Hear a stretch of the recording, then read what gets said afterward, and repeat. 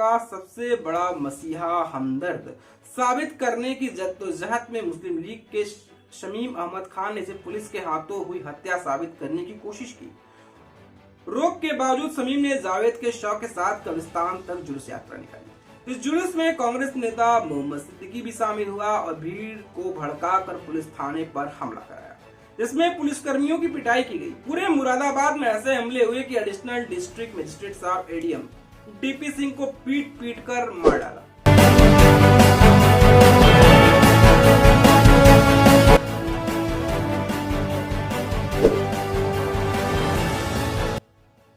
नमस्कार, जय सिया राम, वंदे मातरम, हर हर महादेव। एक बार फिर आप सभी दोस्तों का जनमानस समाचार के आज के हमारे इस विश्लेषण में आपका स्वागत है। आपने मुरादाबाद दंगा का नाम तो सुना ही होगा। हम बात करें, कुछ महीनों से मुरादाबाद दंगों को लेकर चर्चाएं खूब हो रही थी, मुरादाबाद दंगों को लेकर बातें खूब हो रही थी। गत महीनों में उत्तर प्रदेश के मुख्यमंत्री योगी आदित्यनाथ ने कहा कि हम 1980 के जो दंगे हुए थे उस फाइल को खोलेंगे। ये चर्चा के बाद इस देश के तमाम लेफ्ट, लिबरल, सेकुलर लोगों को पीड़ा होने लग गई कि आखिर मुरादाबाद दंगों की फाइल को क्यों खोली जा रही है। मुरादाबाद दंगा को हुए 4 दशक गुजर गए हैं। ये 4 दशक में हुए क्रियाकलापों को फिर क्यों खोदा जा रहा है, क्यों गड़े मुर्दे उखाड़े जा रहे हैं। मुरादाबाद दंगों के बारे में कहा जाता है कि मुरादाबाद दंगा का वो दौर, वो बारिश का महीना, उस समय नमाजी नमाज अता कर रहे थे, उन नमाजियों के बीच में सुअर छोड़ दिया जाता है और दंगा मच जाता है। और इनके लिए बोलचाल की भाषाओं में ये कहा जाता था कि जो पाकिस्तान से आए, जो शरणार्थी दलित हिंदू थे, वो इसके लिए जिम्मेदार थे, ऐसी बातें की जाती थी। चलिए, इस पर अब धूल जो पड़ी हुई थी, फाइलों पर धूल हटाया गया है, परत को खोला गया है और मुरादाबाद दंगों की जो कहानी है उसको फिर से सामने लाई गई है। कहा जा रहा है कि सुअर नहीं बल्कि पाकिस्तान बनाने की जिद में हुआ था दंगा। सुअर तो एक बहाना था, सुअर को तो बेकार ही इन बातों में खींच लाया गया। सुअर तो कहीं था ही नहीं। एक और हिंदुस्तान में पाकिस्तान बनाने की जिद थी, जिसकी वजह से ये दंगा हुआ। कांग्रेस और मुस्लिम लीग इसके लिए जिम्मेदार थे। मुरादाबाद दंगा 1980 की रिपोर्ट में ये खुलासा हुआ है। इस रिपोर्ट को तैयार किया है जस्टिस सक्सेना साहब ने, और जस्टिस सक्सेना साहब ने परत दर परत इन रिपोर्ट को खोलकर सबके सामने पेश कर दिया। कहा जा रहा था कि भैया इस दंगे को जांच क्यों की जा रही है। उस दौर में जब ये दंगा हुआ था, इस पर कमीशन बनाया गया था, जांच किया गया, जांच की फाइलें तैयार हुई, लेकिन कभी भी इन 4 दशकों में कई सरकारें आई उत्तर प्रदेश में, केंद्र में, इन रिपोर्ट के फाइलों को कभी खोला ही नहीं गया। उसे दबा कर रख दिया गया कि जानकारी किसी के सम्मुख ना आए। तो भैया, मुरादाबाद में 13 अगस्त 1980 का दिन, ईद के दिन, एक बड़ा दंगा हुआ था। इस दंगा के बारे में अब तक ये कहकर प्रचारित प्रसारित किया जा रहा था कि इसके पीछे अप्रवासी हिंदू हैं, जो दलित हिंदू हैं, जो विभाजन के समय पाकिस्तान से भारत आए थे। इस दंगे के पीछे बताया जाता है कि ईदगाह में नमाजियों के बीच सुअर छोड़े गए थे। इस दंगे में करीब 83 लोगों की मृत्यु हुई थी, जबकि 122 लोग घायल हो गए थे। यूपी के मुखिया सीएम योगी आदित्यनाथ ने इस दंगे की जांच रिपोर्ट विधानसभा में रखी तो इसका खुलासा हुआ। हैरानी की बात यह है कि साल 1983, ऐसे तो हमारे देश में साल 1983 को क्रिकेट का पहला विश्व कप के तौर पर जाना जाता है, लेकिन ये एक दुख भरी दास्तान भी है कि 1983 का दंगा के लिए भी जाना जाता है। 1983 में बनाई गई जांच कमेटी की रिपोर्ट में कभी न तो सार्वजनिक किया गया था और ना ही सदन के पटल पर रखा गया, क्योंकि इससे इस दंगे में असली कर्ता धर्ता लोगों की पहचान सार्वजनिक हो जाती। हालांकि 8 अगस्त 2023 को उत्तर प्रदेश सीएम योगी आदित्यनाथ ने न सिर्फ इलाहाबाद हाईकोर्ट के जज एमपी सक्सेना की कमेटी वाली जांच रिपोर्ट को विधानसभा के पटल पर रखा, बल्कि दंगों के पीछे की साजिश की कांग्रेसी और मुस्लिम लीग कनेक्शन को उन्होंने बेनकाब कर दिया। यही नहीं, इसे हिंदू मुस्लिम दंगा कहकर प्रचारित भी किया जाता रहा है, जो कि पूरी तरह से गलत है। जज एमपी सक्सेना ने अपनी जांच रिपोर्ट में साफ तौर पर कहा है कि इन दंगों के लिए कांग्रेस और मुस्लिम लीग जिम्मेदार थे, न कि हिंदू। इस रिपोर्ट में कई अहम मुस्लिम नेताओं को इमाम और हिंदू नेता उन समय मौजूद रहे पुलिस अधिकारियों के कई बयान भी दर्ज हैं जो उस दौरान लिए गए थे, जो चीख चीख कर मुनादी करते हैं, जो चीख चीख कर गवाही देते हैं। ये कह रहे हैं कि इन दंगों के पीछे आरएसएस, बीजेपी और हिंदू नहीं, बल्कि मुस्लिम लीग और कांग्रेस के नेता जिम्मेदार थे। उस समय केंद्र और राज्य दोनों में ही कांग्रेस की सरकार थी। जस्टिस सक्सेना रिपोर्ट कमेटी के 496 पन्नों की रिपोर्ट अहम बातों की आपके सामने हम रख रहे हैं, जिसमें मुस्लिम लीग और कांग्रेस के नेताओं की प्लानिंग की पूरी जानकारी है। अब ये जब हम आगे बढ़ें, हम बातों पर अपनी बात रखें और बात कहें, तो सबसे पहले सवाल ये खड़ा होता है, कौन थे दंगों के पीछे, कौन थे चेहरों के पीछे, कौन था? आखिर ये सवाल तो बनता ही है, कौन था भाई? जब तक इसको छिपा के रखा गया, इसको बताया नहीं गया, इसको कहा नहीं गया, कौन था इसके पीछे? मुरादाबाद में कांग्रेस और मुस्लिम लीग के दो बड़े खिलाड़ी थे। मुस्लिम लीग की जमानत का नेतृत्व शमीम अहमद और हामिद हुसैन उर्फ अजनी और उनके समर्थक कर रहे थे, जो यूपी में मुस्लिम लीग को फिर से खड़ा करना चाहते थे। वहीं कांग्रेसी हाफिज मोहम्मद सिद्दीकी की अगुवाई में काम कर रहे थे। इस रिपोर्ट में हिंदू पक्ष के 6 लोगों की लिखित बयान दर्ज है, जिसमें साफ साफ लिखा गया है कि यह हिंसा अचानक नहीं बल्कि एक सुनियोजित साजिश थी। मुरादाबाद में भाजपा के तत्कालीन जिलाध्यक्ष हरिओम शर्मा का भी बयान दर्ज है, जिन्होंने कहा था कि यह हिंसा बहुत बड़ी साजिश का महज एक हिस्सा भर ही थी। इस हिंसा के लिए मुस्लिम पक्ष को बाहरी देशों, इस्लामी संगठनों और मुस्लिम लीग, जमीयत उलेमा हिंसा और तबलीगी इस्लाम ने फंडिंग की थी। उन्होंने नया इस्लामिक राज्य बनाने के अभियान को गति देने के लिए यूपी के अलीगढ़ और मुरादाबाद को चुना गया था। ऐसी बातें हरिओम शर्मा ने कही है। हम बातें कर रहे हैं, इन बातों बातों में एक अन्य घटना का भी जिक्र होना जरूरी है। ये अन्य घटना में जावेद नाम के एक गुंडे ने जून 1980 में ठाकुर समाज के युवक को रोडरेज में झगड़ा किया था, जिससे वो काफी चोटिल हो गया था। उसे पुलिस के लोगों ने मौके से उठाकर थाने ले जा रहे थे, तभी उसने रास्ते में ही दम तोड़ दिया। खुद को मुस्लिमों का सबसे बड़ा मसीहा हमदर्द साबित करने की जद्दोजहद में मुस्लिम लीग के शमीम अहमद खान ने इसे पुलिस के हाथों हुई हत्या साबित करने की कोशिश की। रोक के बावजूद शमीम ने जावेद के शव के साथ कब्रिस्तान तक जुलूस यात्रा निकाली। इस जुलूस में कांग्रेस नेता मोहम्मद सिद्दीकी भी शामिल हुआ और भीड़ को भड़काकर पुलिस थाने पर हमला कराया, जिसमें पुलिसकर्मियों की पिटाई की गई। पूरे मुरादाबाद में ऐसे हमले हुए कि एडिशनल डिस्ट्रिक्ट मजिस्ट्रेट साहब एडीएम डीपी सिंह को पीट पीट कर मार डाला, वो भी मुरादाबाद के एसपी और डीएम के सामने। शाम के समय इस्लामिक भीड़ ने गलशहीद पुलिस चौकी आउटपोस्ट पर हमला बोलकर 2 पुलिसकर्मियों की हत्या कर दी और हथियार भी लूट कर ले गए।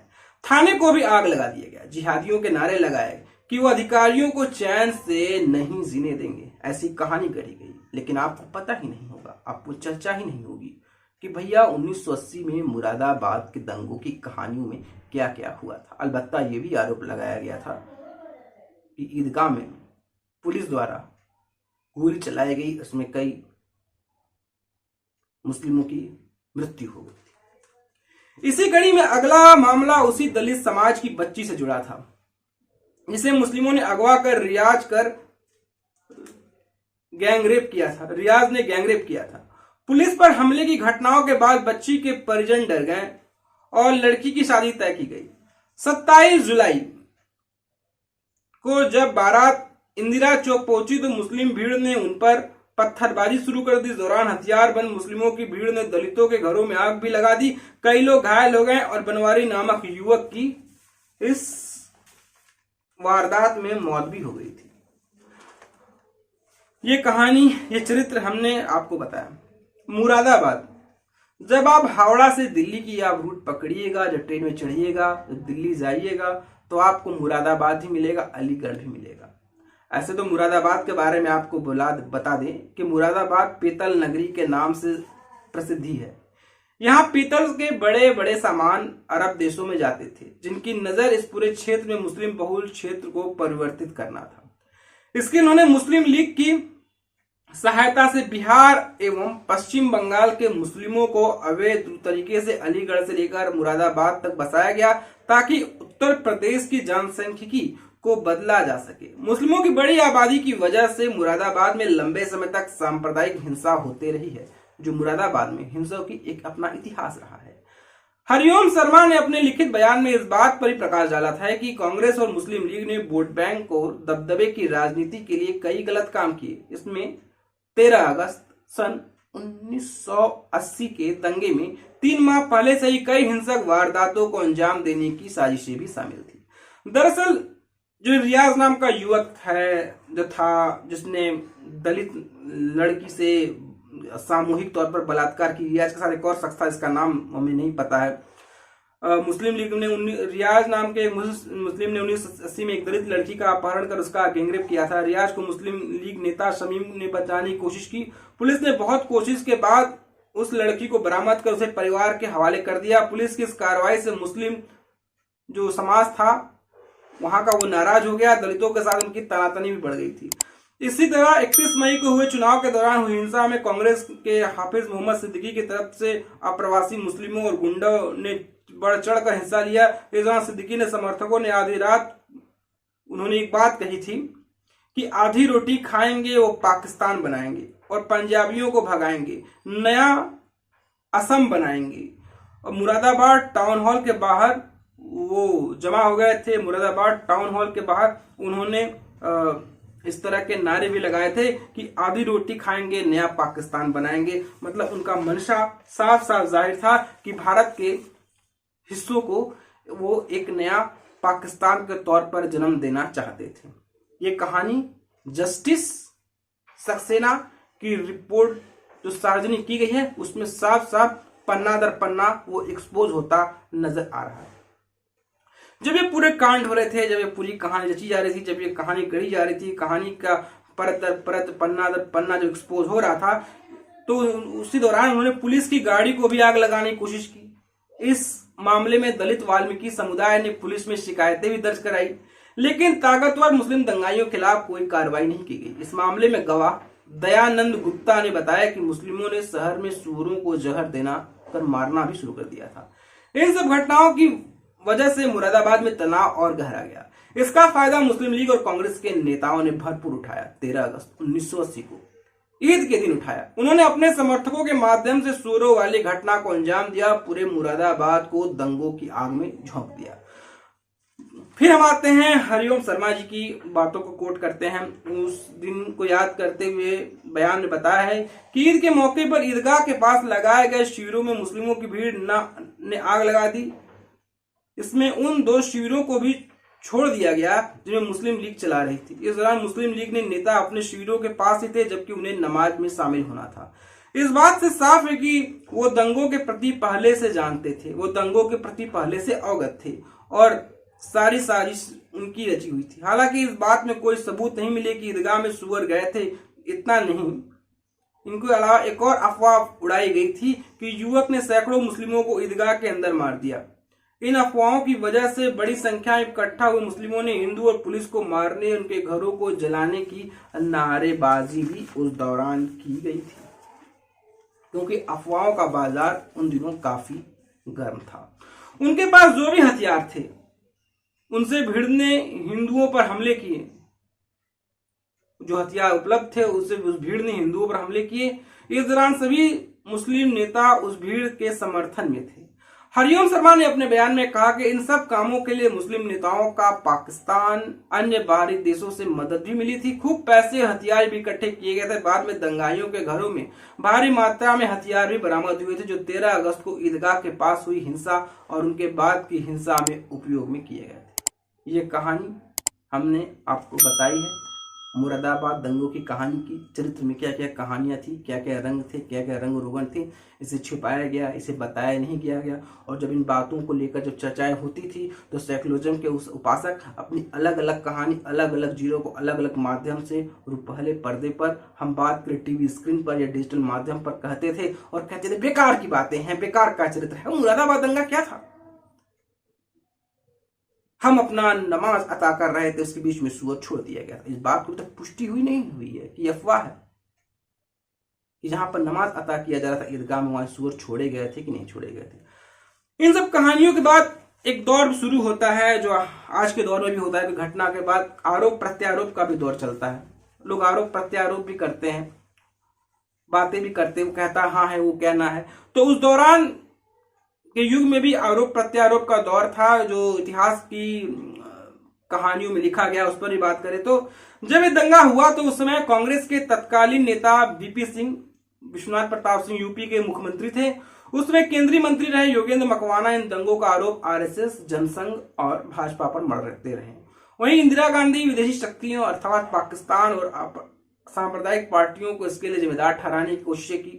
उस समय टाइम्स ऑफ इंडिया के संपादक रहे गिरिलाल जैन ने उन दंगों के पीछे असामाजिक तत्वों और मुस्लिमों की हिंसा के लिए जिम्मेदार ठहराया। उन्होंने इस बात के लिए आलोचना की कि मुस्लिम नेता असलियत बयान करने की जगह आरएसएस पर दोष मढ़ने का काम कर रहे हैं।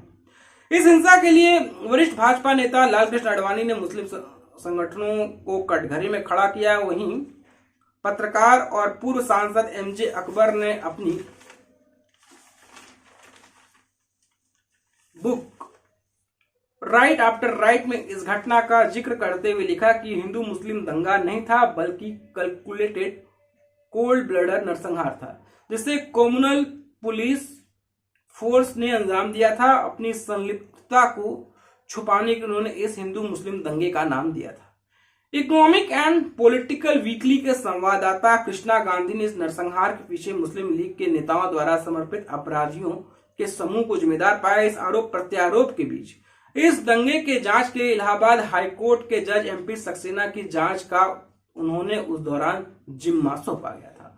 जस्टिस सक्सेना ने अपनी जांच में, अपने इन्वेस्टिगेशन में 496 पन्नों की अपनी जांच रिपोर्ट मई 1983 को जमा की।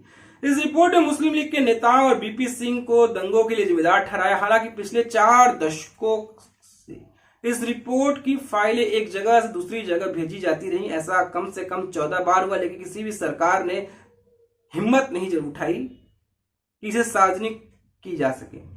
उनका हिम्मत ही नहीं हुआ, उनके हड्डियों में पानी भरा था, उन्हें गुर्दा ही नहीं था कि इसको सार्वजनिक किया जाए।